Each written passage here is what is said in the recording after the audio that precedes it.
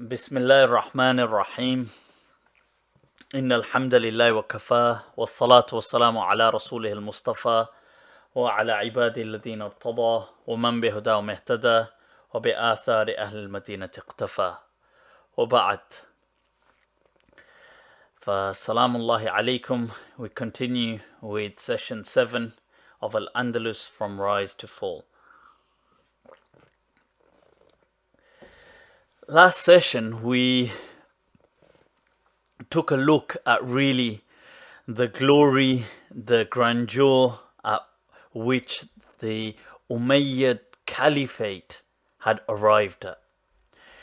We began to understand really what it meant for Muslims to be so proud of their heritage and achievements in Al-Andalus. What did that exactly mean? Why did they have that mentality?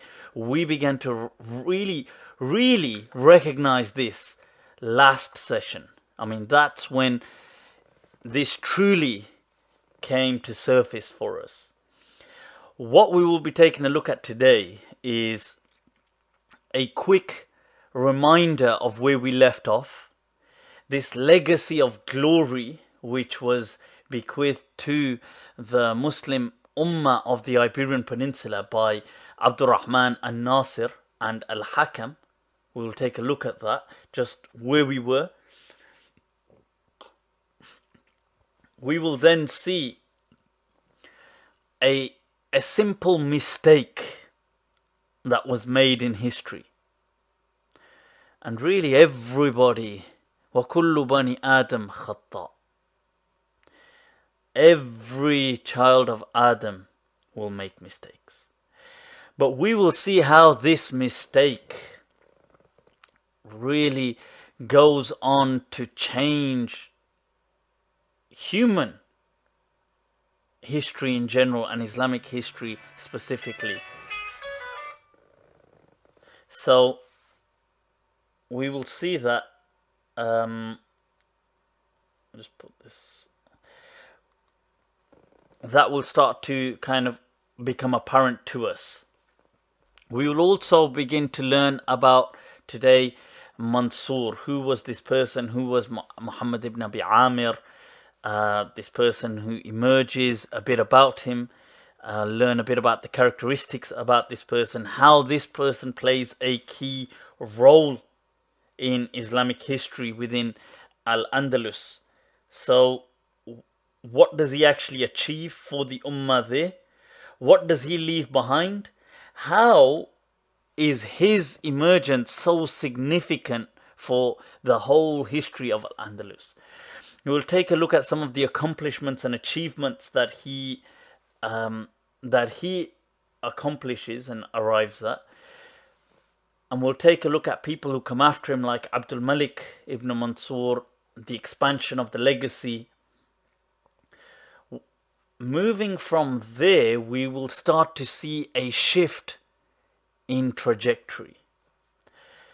We will start to see the re-emergence of greed and take a look at that. We will start to see a dynasty being torn apart. And we'll start to identify initially what some of these gaps were, and then how they become so dramatic that it brings us face to face with a shocking tragedy once again. We will start to see the emergence of a new generation of Umayyads. Umayyads perhaps not like the ones we knew before. We will also cover the kingdom of Castile, how this kingdom plays a significant role.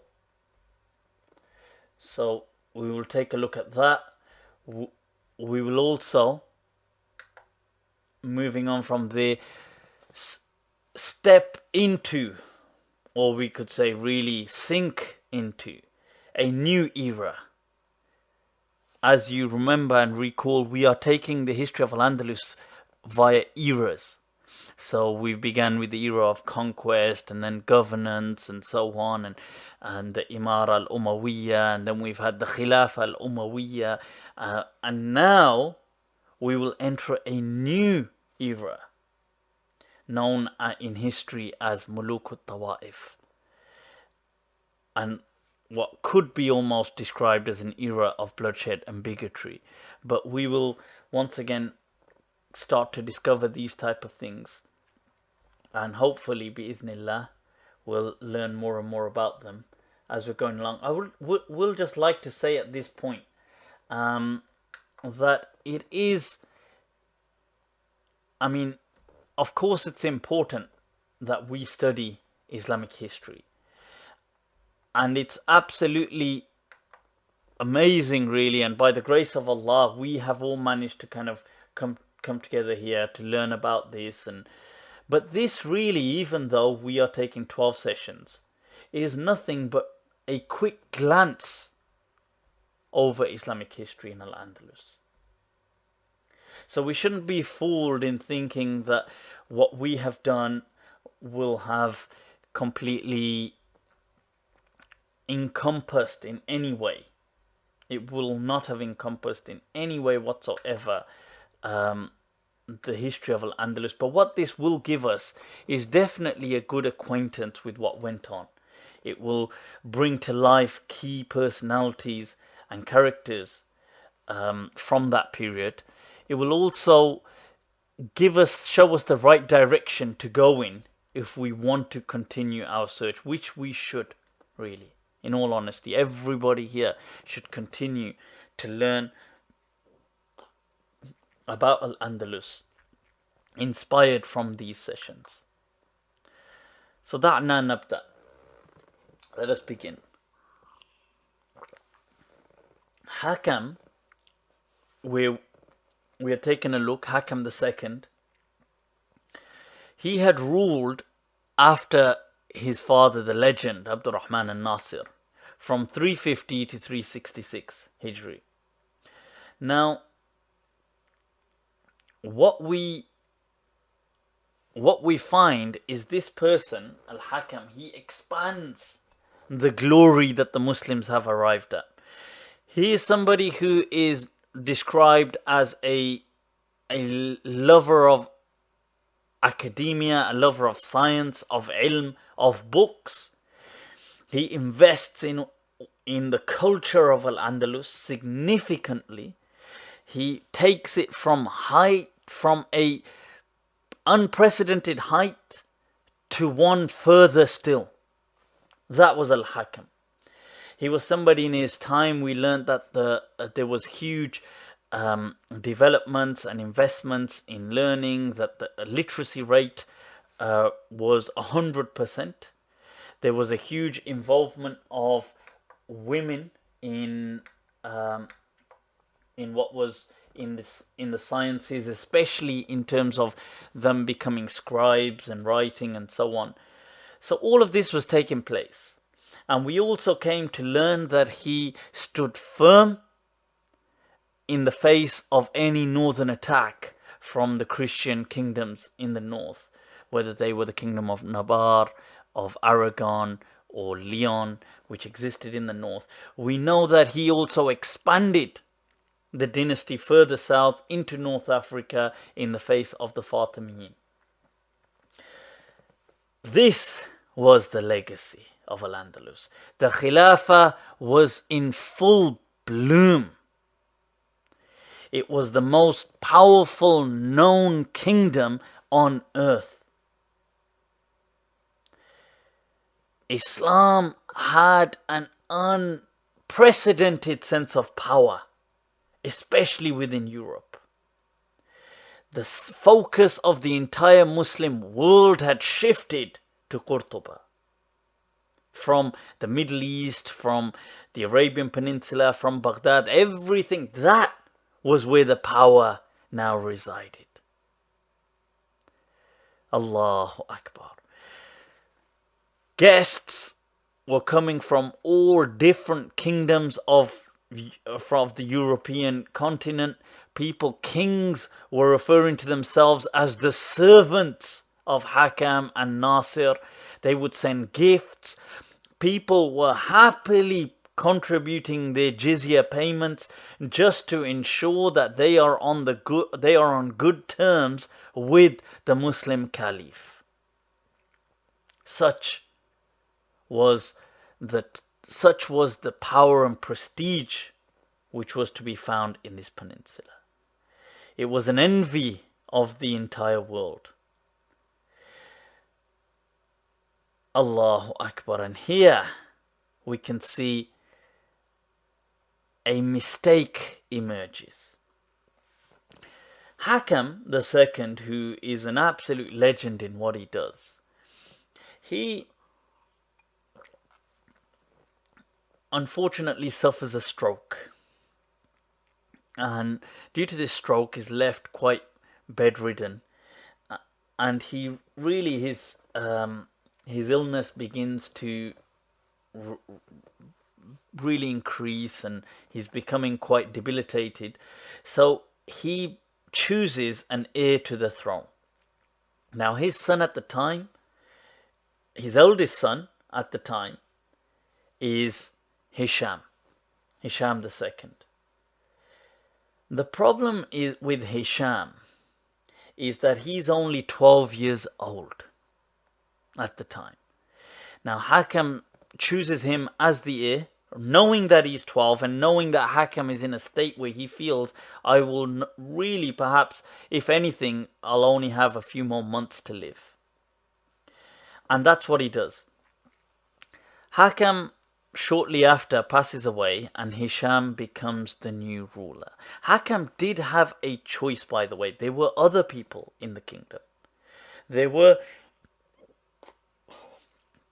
Remember, there were many cousins, relatives, many other Bani Umayyah representatives and people of office within reach who could have been chosen to take the office for Khilafah, but Hakam really just favored his son. And this, if anything, was, although from one perspective it was a simple mistake in the sense of al-Malu wal-Banun zinatul hayatid dunya, and Allah mentions as things like wealth and children being a weakness for people, but a weakness as such that it would cost the entire population, or the Muslim population of the Iberian Peninsula, its glory and grandeur.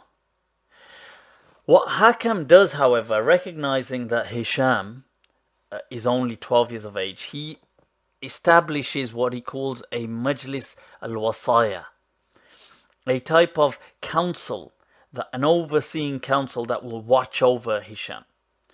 Now, this council consists of 3 people. It has one person by the name of Ja'far ibn Uthman al-Mushafi, who he gives the position of a prime minister to. In that time, the prime minister was referred to as al-Hajib. Okay, the Wizaratul Hijaba they had, and that was really equivalent to a modern day prime minister. He then, a second person, who is known as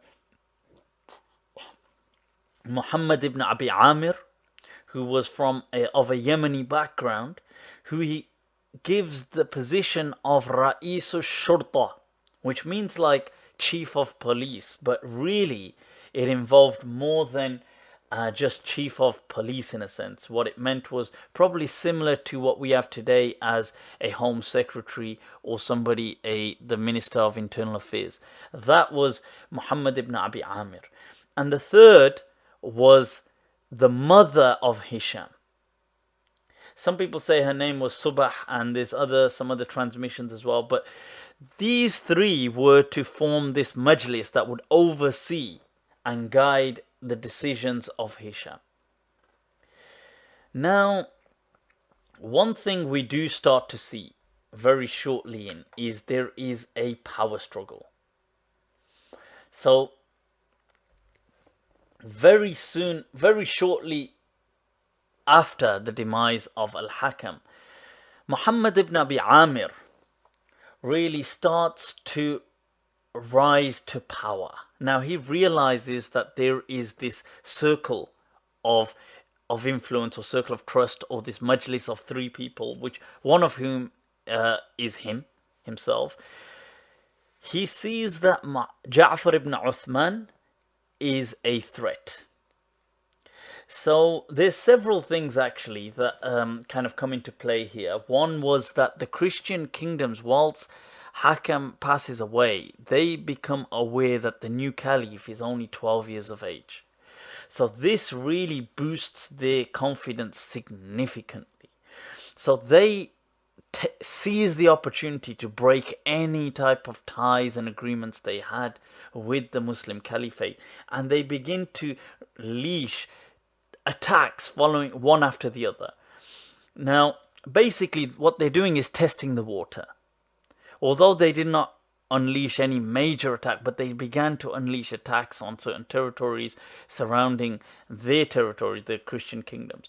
Now, at the time, Hisham, obviously only 12 years of age, there's very little he can do. Now, you have to remember that Hakham did, and Abdurrahman and Nasir did leave the Muslims a huge and very powerful army.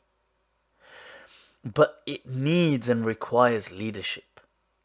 Now, they say Ja'far is actually advised to kind of step up to that role, but he's actually described as somebody that was very easily intimidated, and he was afraid of battles and warfare, and they say that he refused to go to the battleground himself, and he tried to kind of like, he found many excuses to avoid war and battle. But whilst this is going on, even days and weeks whilst this is going on, what's happening is the Christians are recognizing, well, there seems to be no retaliation.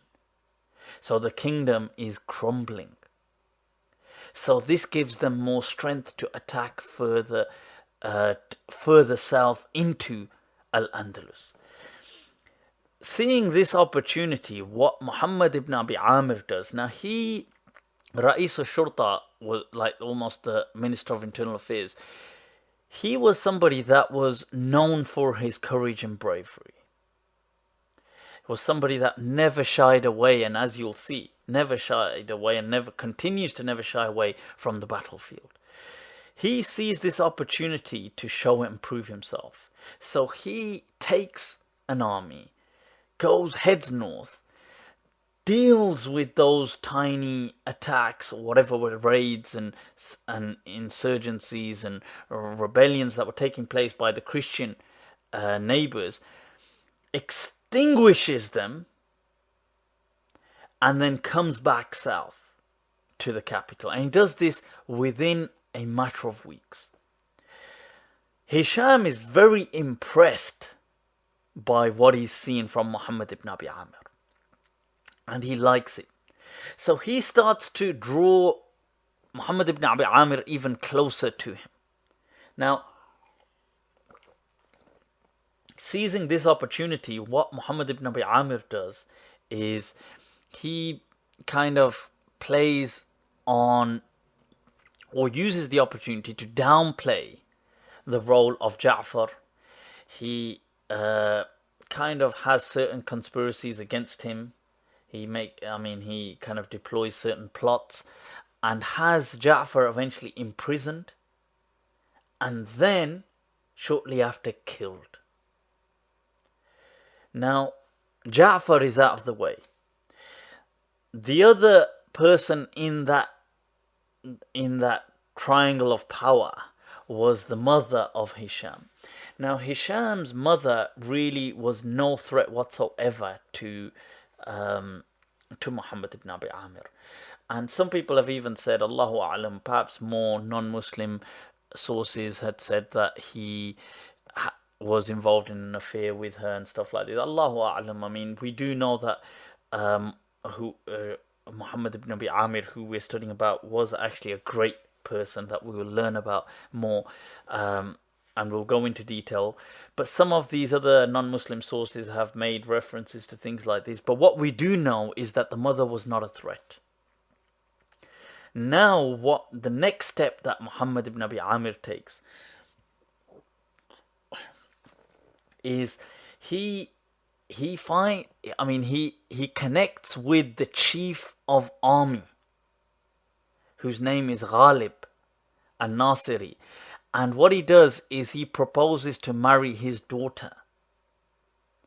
Now, the chief of army kind of agrees, and he is married off to his daughter, and the marriage is actually one that is documented in history as quite a splendid type of major spectacle that takes place in Cordoba, and so much money is spent on it and so on. Now, the reason he was doing this is really to befriend Ghalib, who is in charge of the military of Al-Andalus.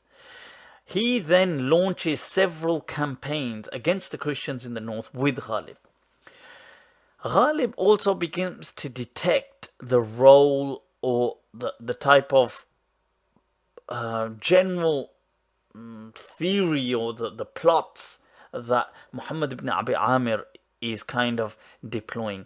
He starts to see how Muhammad ibn Abi Aamir tells Hisham, the caliph, that you're a young person, there's fears of attack, there's fears for attacks against you and stuff like this, and God knows what could take place, and in order to ensure security and certainty and stability within the state, it is better that you remain within the premises of the palace and stay away from the public spectacle.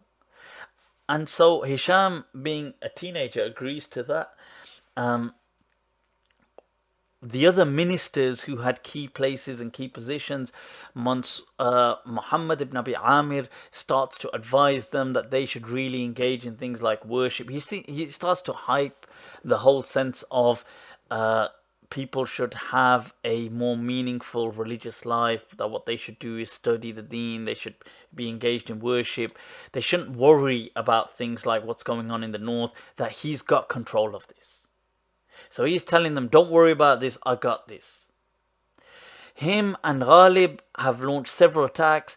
The Christian kingdoms in the north have realized that, whoa, and these were successful, like really kind of impact delivering attacks that he had launched into the north. Securing places like Barcelona and so on, and all these different places that were in the north.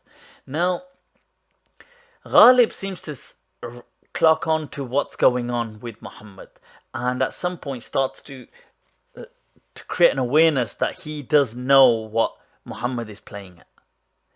So very soon after, Muhammad ibn Abi Aamir actually has Ghalib killed. And the next thing he does is, if you remember, the Umayyad dynasty had spread further south into North Africa. Now, the governor of North Africa for the Umayyads was somebody by the name of also Jaffa ibn Ali ibn Hamdun. Once again, Muhammad ibn Abi Aamir sends out an royal invite to him, brings him up to Cordoba. He begins a really good type of relationship with him, befriends him, and soon after we see a similar pattern where Ja'far ibn Hamdun is also killed. Now, what you are witnessing, people, is that Muhammad ibn Abi Aamir seems to be clearing the path before him. That's what he's doing. He's kind of clearing everything. Hisham II, whilst all this is going on, seems to really get used to the idea of just taking the back seat. He just lives in the palace, he enjoys himself, he doesn't engage in warfare, he doesn't really deal with the matters. Muhammad ibn Abi Aamir has got all of that. He, at this point, takes an official title in the year 371 Hijri, which is 5 years into the whole caliphate of Hisham. And so Hisham is now around 17 years of age. Muhammad ibn Abi Aamir takes the title al-Mansur, the victorious, al-Mansur billah, the victorious by the strength of Allah, or by Allah. Al-Hajib, otherwise known as Al-Hajib al-Mansur. And Al-Hajib, as I mentioned earlier, was like the role of the Prime Minister, Al-Hajib. That's what they would refer to it as. And so he was the Hajib and known as Al-Hajib al-Mansur. He also then begins to do things like, shortly after, apart from just having complete control, he keeps Hisham there to be the face, but he begins to run the show from behind the scenes. So what's going on is he starts to include his name in many of the du'as which take place upon the mimbars throughout the country. So during the Jummah khutbah, when the khatib would make du'a for the caliph, he would also now make du'a for al-Hajib al-Mansur. So all of this is going on. What he starts to also do is he starts to have coins printed with his own name. So it's not just now, it's not just the khutbah and the dua, but there's also coins. Moving on from there, he starts to have certain books and royal decrees which will contain now his name and stamp. So Muhammad ibn Abi Aamir, now al-Hajib al-Mansur, seems to have a good grip of what is going on. He also invests in building, really in kind of building a legacy of his own. If you recall that al-Rahman and Nasir in the northwest of Qurtuba had built a city outside, on the outskirts of Qurtuba, known as Madinat al-Zahra. Al-Mansur has another city built on the east of Qurtuba, known as Madinat al-Zahira, where he invests, and some refer to it as al-Madinat al-Amiriyah, but it's actually known as al-Zahira, and he invests heavily in this city. He has many of the people moved and relocated from al-Zahra to al-Zahira. I mean, he has a very good control of things. He, during the years, what he seems to introduce also is, if you recall, if you remember that what Bani Umayyah had as a trend was their yearly and annual conquests and liberations. So they had a concept of the Sawa'if, which were the spring or summer type of jihads which would take place, which would kind of once again kind of consolidate their empire. And that was almost an Umayyad trend. What Al-Hajib al-Mansur does is he actually introduces the Shawati as well, like the winter or autumn expeditions also. So now there's two taking place every year. Okay, so that is quite a significant difference. What we also start to see is in the year 381 Hijri, Hajib al-Mansur does something which we've never quite seen before ever, really, especially in the Iberian Peninsula. Neither do we have much mention of it generally throughout the Muslim world, that he elects an heir to his office of hijaba. So we've heard of the Caliph electing an heir, but what we see now for the first time is the Hajib elects an heir. So he elects his son al-Malik to be the next Hajib. We see a few years later, into 386, Al-Hajib al-Mansur kind of declares another title and accolade for himself, which is al-Malik al-Karim, the benevolent king. Al-Hajib al-Mansur, also to consolidate his kingdom, what he does is he realizes that people are now becoming much more aware of his presence. And that's exactly what he wants. But he also recognizes that he is from this tribe from these people, Bani Amir. He's of a Yemeni background. He's not from Bani Umayyah. He's not from Mudar. So he needs a certain type of backing and support from the people. So what he does is reaches out to the Berbers, because they represent a huge population of the Muslim presence within the peninsula. So he reaches out to them. He starts to do things like ensure that they have good positions within the army, that they have good offices within his ministries, that he ensures that they get the relevant promotions. He ensures that they are well paid. What he does is he secures their loyalty. And that he does. Now, Al-Mansur ibn Abi Aamir, every year he launches 2 attacks, military type of expeditions into the north, into the Christian kingdoms. He becomes heavily and increasingly feared in the northern Christian kingdoms. Throughout his entire lifetime, he partook in 54 battles. This is during his type of reign as the de facto caliph, if you like, or as al-Hajib al-Mansur. He partook in 54 battles, out of which he was never defeated once. Every one of those battles was successful. He introduced the Shawati, as I mentioned. He had kind of taken the Muslim armies into certain territories of the northern Christian kingdoms that they hadn't gone before, not even under al-Rahman or al-Hakam. So you can start to see the type of power, really, that al-Hajib al-Mansur has kind of achieved, what he's kind of demonstrated for the people, and what he's kind of setting in place.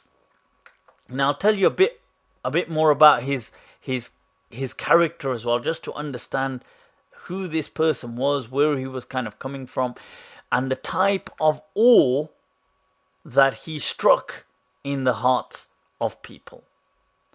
And there is an example of his justice, really, because the reason I have to say this is that he is one of those people who many historians remain kind of confused about, because he reflects this contradictory sense of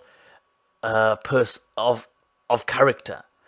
On one hand, he is responsible for all these plots, for these conspiracies, for befriending and betraying and killing and seizing power and doing all of these things. And on the other hand, he's somebody who introduces the concept of the winter-autumn jihad within the Iberian Peninsula. He's somebody who fortifies Muslim Spain. He's somebody who, during one of his one incident of him in office, was where an officer, a person of a particular office, had a complaint made against him, and he is brought to the Mazalim court, which is like the court of appeal almost, and al-Hajib al-Mansur is present.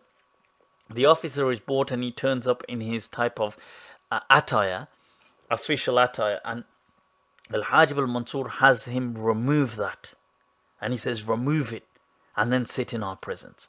And he does, and the judge finds that the evidence is really more in favor of the claimant against the person who's kind of claiming something and complaining against the officer. So what Al-Hajib has decreed is that the officer be punished, but not once, twice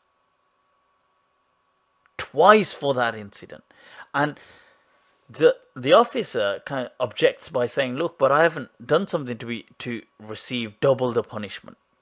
And Hajib responds by saying, the part of the reason you conducted yourself in such a way was because of your relationship with us, because you felt you were connected and you had the power to do so. So for that you deserve to be punished twice. Meaning, and he says that so you can become an example for others who attempt to spread corruption amongst the public. So he has this side to him, which people are so surprised about. There is an incident where once during his time, there was a visit to the Muslim. There was a visit by one of his ministers to the kingdom of Navarre, which was the Christian kingdom in the northeast, and which was a Christian kingdom in the north. Sorry, and what happens is, whilst that's taking place, the Muslim minister is being shown around the town, and whilst he is doing that, he visits a cathedral in which he finds 3 Muslim women. Now, the thing was, during the rule of Al-Hajib al-Mansur, because many of the Christian kingdoms were totally petrified of Al-Hajib al-Mansur, what he had was certain agreements with them, that he would not attack them, but with certain rules and conditions. And one of the rules and conditions was that they could not take any Muslim prisoners of war, that they were not allowed to enslave any Muslims. So when this minister in this cathedral finds these 3 Muslim women, he's shocked and asks them, "What are you doing here?" And so they say, "Well, we're actually enslaved. We're slaves. We're held against our will in this cathedral, and we're made to work." So when he returns to Qurtuba, he tells Al-Hajib al-Mansur. Al-Hajib al-Mansur, without any delay, assembles an army and marches towards the kingdom of Navarre. As they approach the kingdom of Navarre, the king of Navarre is so shocked about what is going on. He sends out a messenger to say, "Look, we've got a treaty. Why are you kind of going against us? What seems to be the problem? I mean, we have not done anything. We've not contravened any agreements and so on." So Al-Hajib tells him, "No, you've actually had 3 Muslim women imprisoned." And the king says, "No, I haven't." He says, "I haven't done anything to kind of go against our treaty and so on." And that minister says, "I'll show you exactly where they are." And he takes somebody to that cathedral, and there are those 3 women. The king immediately notifies Al-Hajib al-Mansur that, "Look, I've looked into this straight away. I've realized this was the doing of a particular soldier who acted independently of our will. He's the one who imprisoned these 3 women. I am having him punished immediately. And also, I'm requesting you to maintain the peace, and I'm asking for forgiveness." He sent certain gifts, and he said that, "Will you please, kindly, you're more than welcome to take the women with you, and also just please remain at peace with us. We're happy to pay our jizya. We're happy to do this. We do not want war." And Al-Hajib al-Mansur, they collect the 3 women. The whole army returns to Qurtuba. Allahu Akbar. For the honor of 3 women, he assembles an entire army that shakes the kingdom of Navarre. This was Al-Hajib al-Mansur. He wasn't just anybody. He wasn't just somebody that, that had just emerged and was going to disappear in thin air. He was somebody that had engraved a legacy into Al-Andalus.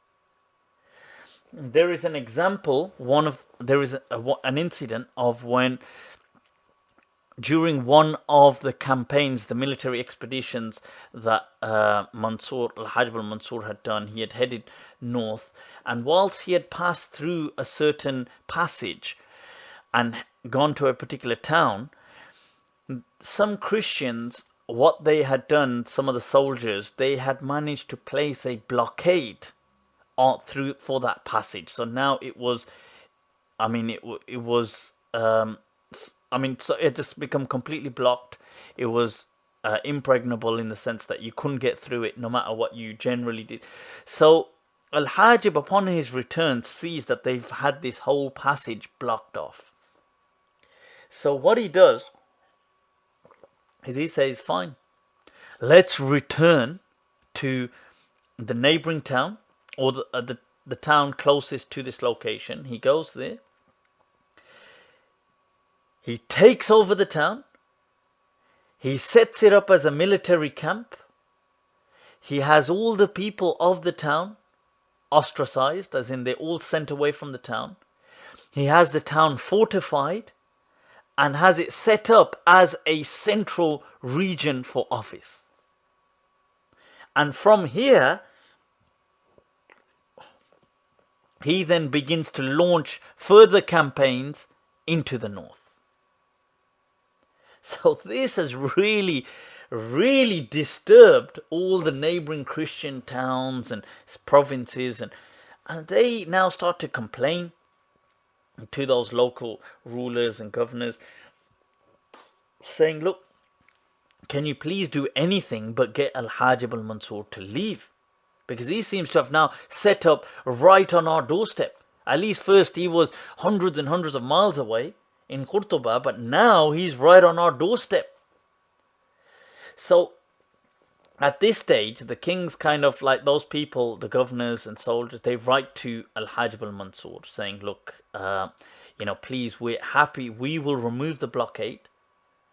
Will you please go back? And Al-Hajib al-Mansur says no. He says, look, he says there isn't really much point because I have another autumn campaign coming up. So rather than me going back to Qurtuba and having to come back, I'll just carry on from here. And he carries on. And he's amassing more and more wealth. He's further fortifying that town. He seems to be just establishing himself even more right on the doorstep of the Christian kingdoms. So at this point, now the Christian soldiers and those governors that had kind of placed the blockade are really brought to their knees. They come pleading to Al-Hajib al-Mansur that will you please go back.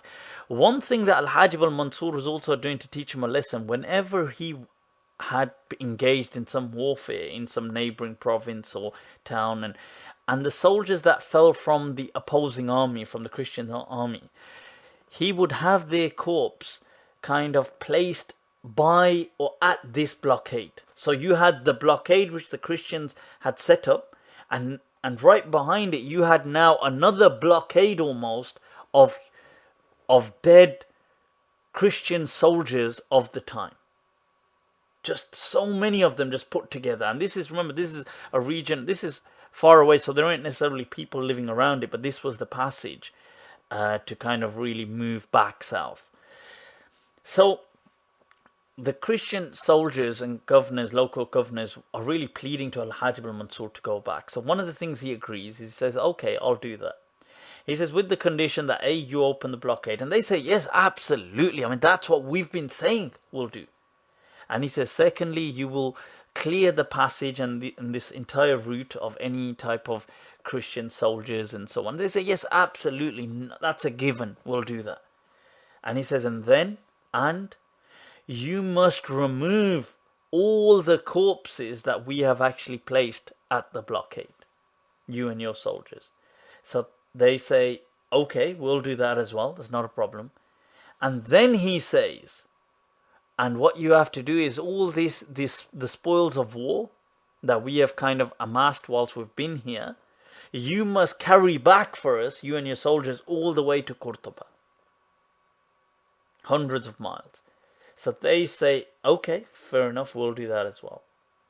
And on those conditions, Al-Hajib al-Mansur returns to Qurtuba with such power and prestige. Another thing that is mentioned about him is that they say that whenever he engaged in battle, when he finished, he would take off his shirt, and any dust that had kind of been attached to his garment, he would collect it and then put it in a particular bottle in which he had collected all the dust that he could, that kind of stuck to him from the different battles in which he'd engaged. Based upon the hadith of the Prophet ﷺ that لا يجتمع على عبد غبار في سبيل الله ودخان جهنم, which is a hadith from Tirmidhi, that two things which will not kind of combine themselves upon a servant of Allah is the dust from having engaged in the path of Allah, fi sabilillah, and the smoke of the fire of hell. During his entire reign, Al-Hajib al-Mansur was undefeated.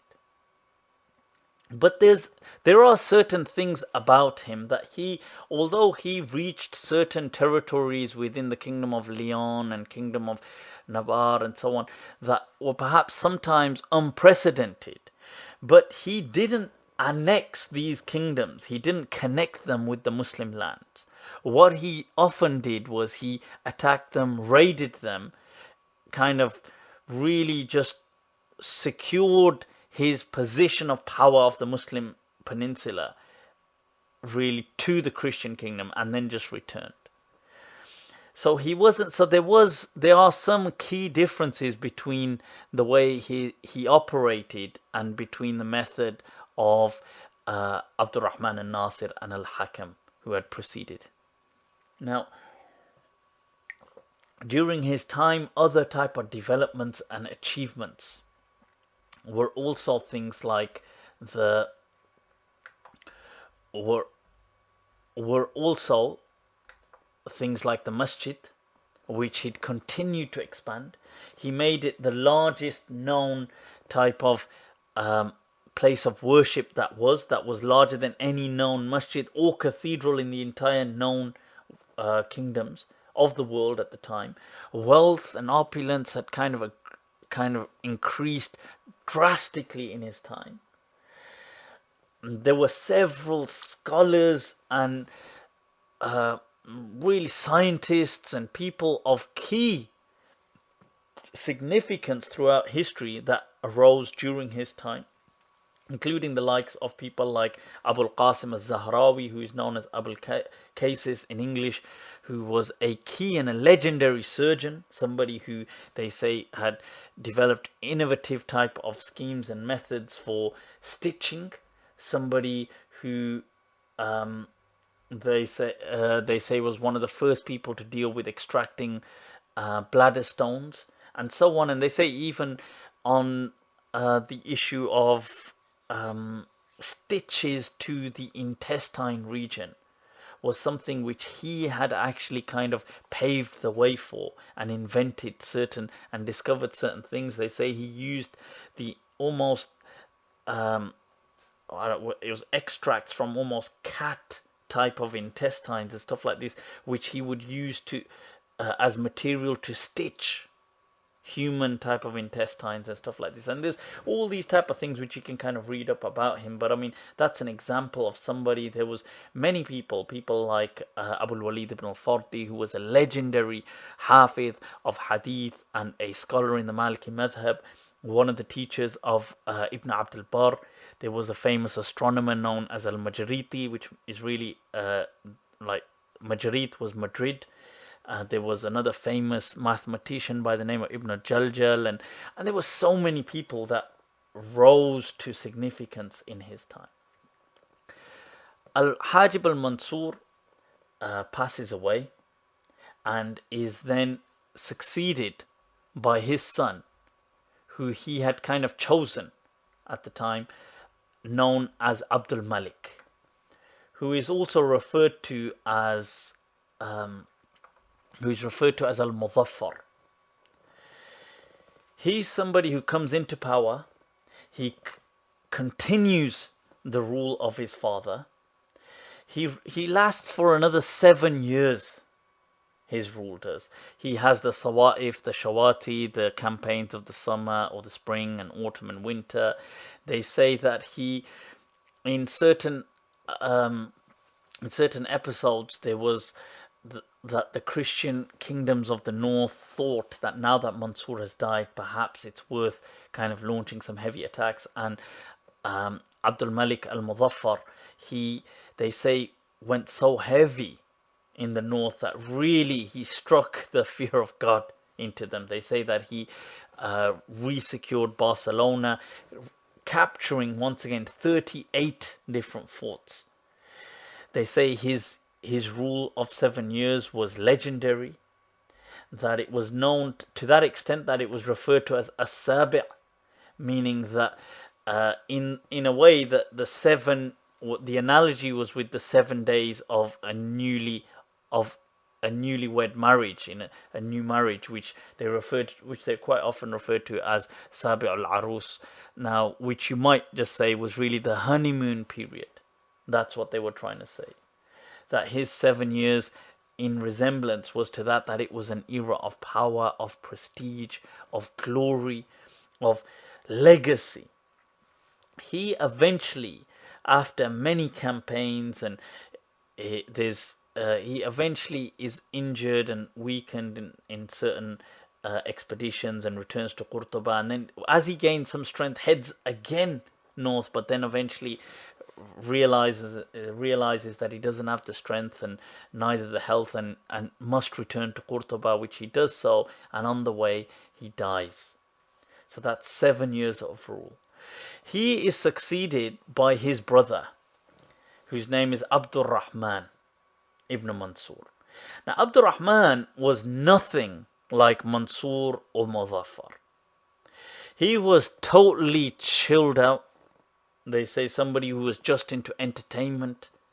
They say he heavily drank alcohol. Just really indulged in luxuries, was indulged in women. He was somebody that was known for just living a luxurious lifestyle. His mother was the princess of Navarre. She was the daughter to the king of Navarre that had married Mansour.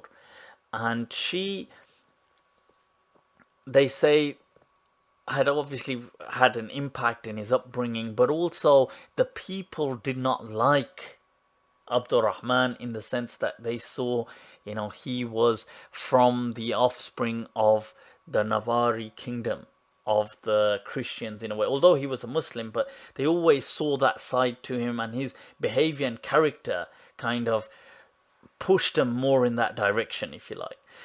One of the things he does as well is that he feels that after him, right, after Hisham, who, if you remember and recall, is still the current caliph, but really just in the sense of just as a picture, just as a front really for the public. He wants Hisham, the caliph, to declare that the next caliph will be Abdul-Rahman. This is what he wants. Now, Hisham is not happy at all with that, as you can imagine. So this has its own problems, in the sense that now what he does is Abdul-Rahman, he kind of disposes of, he does not kill off Hisham, but what he does is he kind of declares that Hisham is no longer the caliph, and we don't really need him in that sense. He's got nothing to do with us, and so on. And he kind of ostracizes him from Qurtuba and sends him off to really go wherever he pleases, but he is not in a position of power anymore. So when that takes place, the people are already upset with Abdul-Rahman. They don't like him as it is. They don't like his extravagant lifestyle, and they don't like the way he's kind of been dealing with people. And then to kind of top it all off, he does this now. So when he does that, Abdul-Rahman shortly after heads off in a military campaign north. He goes to fight in a battle that's taking place between one of the Christian kingdoms and the Muslim neighboring town. Whilst he has gone, the people, they seize the opportunity to get rid of Abdul-Rahman ibn Mansour.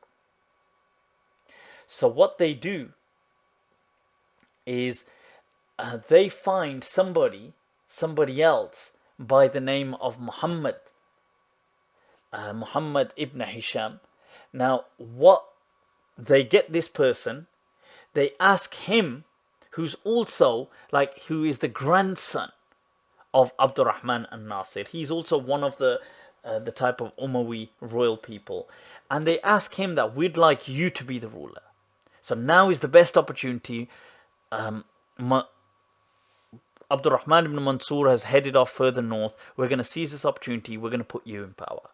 So this guy, he happily agrees. Now, he takes on the title al-Mahdi. So al-Mahdi now, this Muhammad ibn Hisham, aka Mahdi, is now in power in Qurtuba. Abdurrahman ibn Mansour returns, only to find that, that this person, al-Mahdi, has kind of assumed power. And so he attempts to kind of do something to attack, whatever. He's unsuccessful. Shortly after, he realizes, he can't really do much unless he was within Qurtuba. Shortly after, Abdurrahman is killed. What al-Mahdi starts to do now is also a new leaf in Al-Andalusi history, in a way. Al-Mahdi, instead of fortifying and securing his position, what he starts to do is say, right, okay, let's finish off anybody who could be a threat from Bani Aamir. So anybody that belonged to the family of Bani Aamir, let's kill them. And also the key Berbers who were in key positions. So he starts to hunt them down, he starts to kill them, so on and so forth. Many people during this time flee Qurtuba in fear of their lives, including many of Bani Aamir. They go to, many of them go to East Al-Andalus, which is places like Valencia. They go there, they try to set up there and kind of gain some security there. Many of the local Berbers are kind of persecuted. They face discrimination, oppression. So you start to see this racism and these fitan once again re-emerging. Now, because if you remember, people, the history of even the Dawla Amiriya, Mansour and Al-Hajib, and that is really just in the very, very near past. It's not something which has been so far away and something which we've maybe we're talking about generations or another. It's something just really just on the doorstep of our past. That's all it is at this time. So what happens next is some of the people in Qurtuba and its surrounding provinces, especially the Berbers, what they start to do is think that, look, there's no way we can kind of get much strength. So they head off, leaving Qurtuba, and they find another Umayyi type of royal character by the name of Sulaiman ibn Hakham ibn Abdurrahman. They find him and they say to him that we will pledge our allegiance to you. We want you to become in control. We want you to be the Caliph. So he agrees. So here an opposition begins between Sulaiman and Hisham. Between Sulaiman and al-Mahdi in Qurtuba. So right now we've got Umayyi versus Umayyi. So we are starting to see a new generation of almost Umayyin rising, belonging to the same legacy, belonging to the same bloodline, but yet now it's almost relative and cousin versus cousin for this presence of power. Now, whilst all of this is going on, so you've got all of this going on, and now Sulaiman is in the north with the Berbers and these people, and he's trying to attack al-Mahdi, who is in Qurtuba with his people, when all of a sudden we see a new, an unprecedented act of history take place. But before we go into what that is, we've got to pause.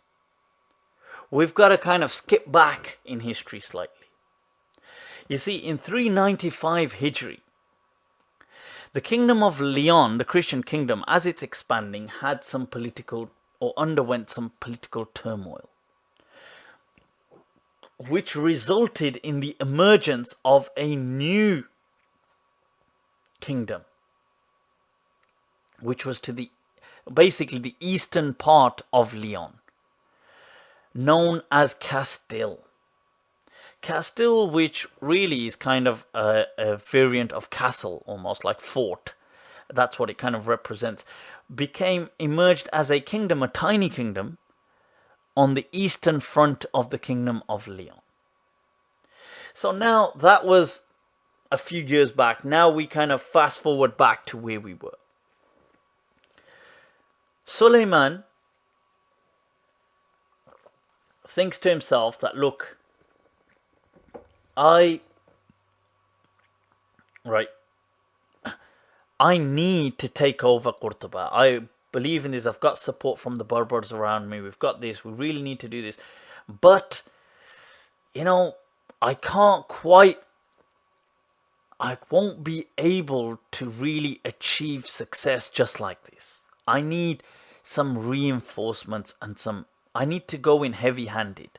So he takes a step and makes a decision to do something which was unprecedented in almost Muslim history, if ever, especially within the Iberian Peninsula. He reaches out to the kingdom of Castile and he asks the king of Castile to help him against Mahdi. So the king of Castile agrees. He says, okay, I'll send my soldiers and they'll fight alongside your soldiers. And they do that. They attack Qurtuba. They are successful. At this point, they take over. Mahdi kind of runs away. He heads further north into a region known as Tartusha. And he kind of like takes refuge there. Suleiman declares himself to be the caliph with the name Musta'in. What we are starting to see now is the emergence of what will become the next era in Al-Andalus, known as the era of kings and kingdoms. Okay. So Musta'in is now in Qurtuba. Al-Mahdi, who's gone off to this region known as Tartusha, whilst he's there, now reaches out to guess who? To none other than the Amiriyin. People who only months ago he was hunting and executing. He now reaches out to them. He finds a person by the name of Fata Wadih. Fata Wadih is somebody who kind of cooperates with Mahdi and says to him, okay, I'll get the Amiriyin together to support you to once again reconquer Qurtuba. He says, we'll do this. But he also advises him, in order to really get the upper hand, do you know what you need to do? You need to reach out to the King of Aragon, who was based in Barcelona. You need to reach out to him and you need to ask him to support you. Whilst all these fightings and inner bickerings and disagreements were taking place, the Christian kingdoms in the north were continuing their campaigns and attacks further south, regaining certain territories, certain lands, certain cities were being taken over. Now, Mahdi agrees. He says, okay, I'll do that. He reaches out to the king of Barcelona, who says to him, right, so you want me to get involved? He says, okay, I can do that. That's not impossible. But he says, with the conditions that for every day of battle, you will pay me 100 golden dinars. So Mahdi says, okay. Says, secondly, every soldier of mine who participates will be paid 1 dinar of gold, 1 golden dinar per day of battle. So Mahdi says, okay. You can have that as well. And he says, thirdly, Allahu Akbar, all spoils of war which will be seized during this battle, whether they'll be from artillery to weapons to anything, will be the property of Aragon. So Mahdi says, okay. And he says, further still, the kingdom of Salim. And if you remember, that was the kingdom which was retaken by Abdurrahman and Nasir. He says the kingdom, the city of Salim, he says, you will hand over to me. So Mahdi agrees. They go down, they launch this heavy offensive backed by the kingdom of Aragon on Qurtuba against al-Musta'in, and they are successful. Right, they take over, they go in, al-Musta'in and his army, whoever is possible for, manage to flee. They escape, they try to head north, they take refuge in certain surrounding towns and provinces. Mahdi comes in, secures the territory, it's his. Little does he know that as soon as he starts to set things up, and Fatah Wadih, who's with him, is setting things up from the Amirin, that what Fatah Wadih does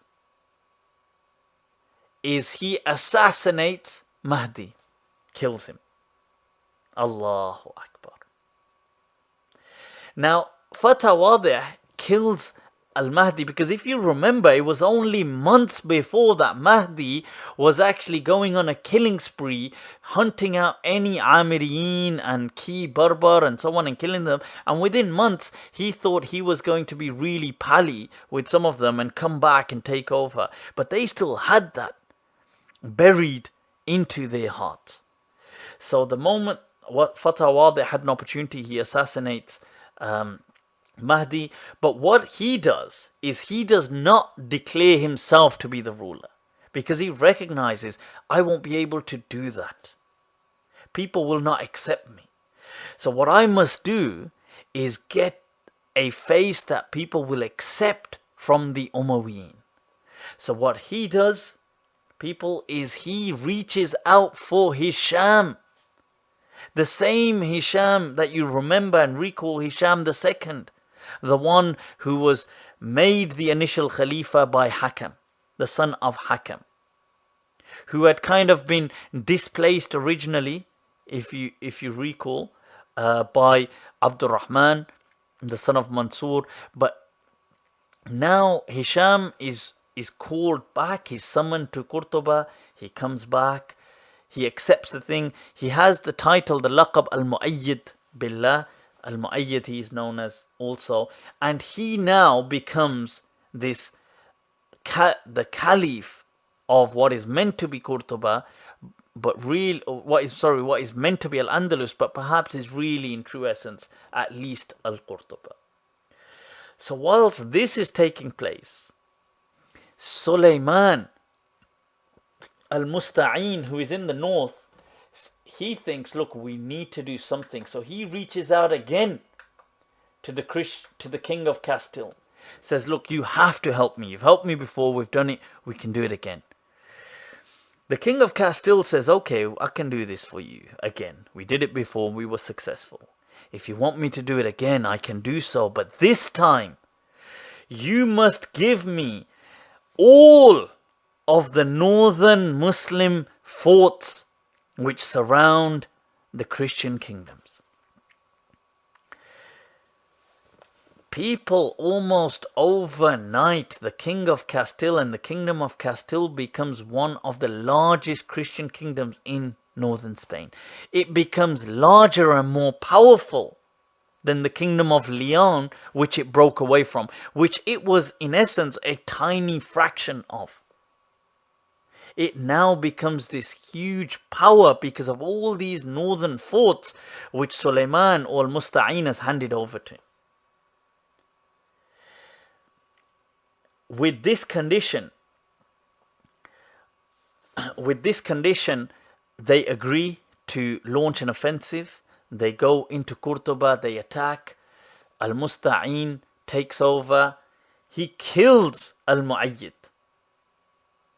He kills al-Mu'ayyid. People, can I just pause for a moment to tell you and remind you, al-Mu'ayyid is al-Hisham ibn Hakam ibn Abdul-Rahman. Al-Musta'in, who's just killed him, is Sulaiman ibn Hakam ibn Abdul-Rahman. Yes. They are brothers. He kills his brother. That's what he does. He's just killed him and he takes over. His actual brother.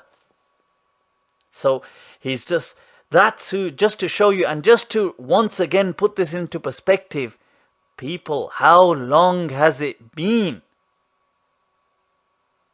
How long has it been since the Dawla al-Amiriyya that was led by al-Mansur and then his son al-Muzaffar? It's only been a few years. It's only been around 3 years we're looking at. So much disintegration. So much bloodshed. Right. We can see all of this is taking place. What's coming back to where we were, right? Musta'in, he's Sulaiman, he's killed his brother. He is now in control. If you recall, many of the Bani Amir, originally that had kind of fled to East Andalus, they over there start to kind of set up. They find themselves a different Amir over there, somebody of an Umayyi type of bloodline by the name of Hisham. They put him in place and declare him to be the Khalif. In Qurtuba, Sulaiman or Musta'in rules for the next 3 to 4 years, during which the Berbers then start to think, who had really supported Sulaiman, they were the one that kind of put him in power in the first place. They begin to think, look, really, we have done a lot, and in essence, we are in power here. All we have to do is take control. So what they do is they form a revolt. There is an uprising of the Berbers in Qurtuba. They overthrow Sulaiman. They are aided by many of the Berbers from North Africa. They appoint a new leader by the name of Ali ibn Hamud, who takes the title al-Nasir. People in several corners of Al-Andalus now, you start to see an emergence, a revolution. You start to see people trying to, each crying out for a separate leadership. The Christian kingdoms in the north see this. They see this opportunity to launch further offensives south. They start to kind of take over certain surrounding provinces.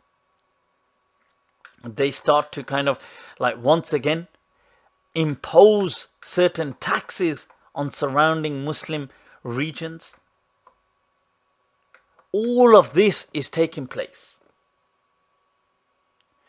Right, you start to see that this Bani Hamud, or this Ali ibn Hamud, who I stated was in charge of Qurtuba, he puts his brother Qasim ibn Hamud in charge of Seville. So they are now running that. I mentioned that Bani Amir find somebody who in Eastern Andalus, in Valencia, that they put in charge, somebody who goes then by the title of Al-Murtadi. He's also from the Umayyi type of bloodline. He declares, and they then advance towards Qurtuba and Seville and fight and attack and try and take over, in which Ali ibn Hamud, the ruler of the Berber, and Al-Murtadi are both killed. So now you're left with no leader. Qasim ibn Hamud from Seville comes and he takes over. People, there is nothing but chaos. Allahu Akbar. This is where we are reminded, al-fitna ashaddu min al-qatl. Now, one thing that we do see is in the year 422, the ulama and the key thinkers of Qurtuba get together and they say that what we need is some type of unity. So they say we need a majlis shura. Well, so like a type of almost like a democratic means of to really provide a solution to the situation. So they come up with key people who will become members of this majlis, almost like a small version of parliament, if you like. It takes the name of Majlis Ashura wal Jama'ah. Now, one thing that the Majlis Ashura agrees upon is that Bani Umayyah is no longer the ruling power. So they agree to remove Bani Umayyah. They put in charge of this Majlis Ashura somebody by the name of Abu Hazm ibn Jahwar. But in essence, really, he does remain in charge and in rule for at least the next 2 to 3 years. But really his rule, if anything, is over Qurtuba alone. Al-Andalus becomes divided in 7 key regions.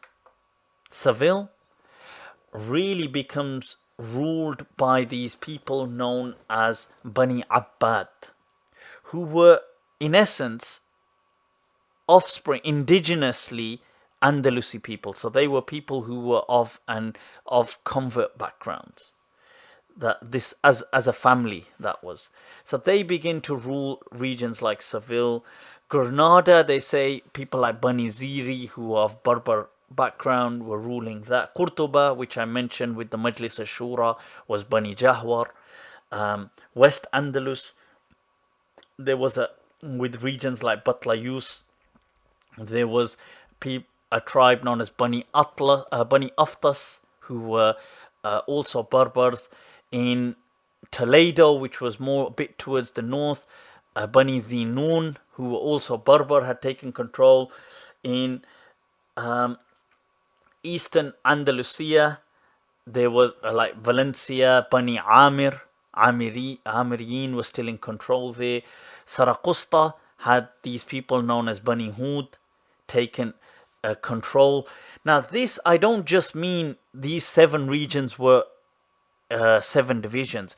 Each region or each division had its own divisions.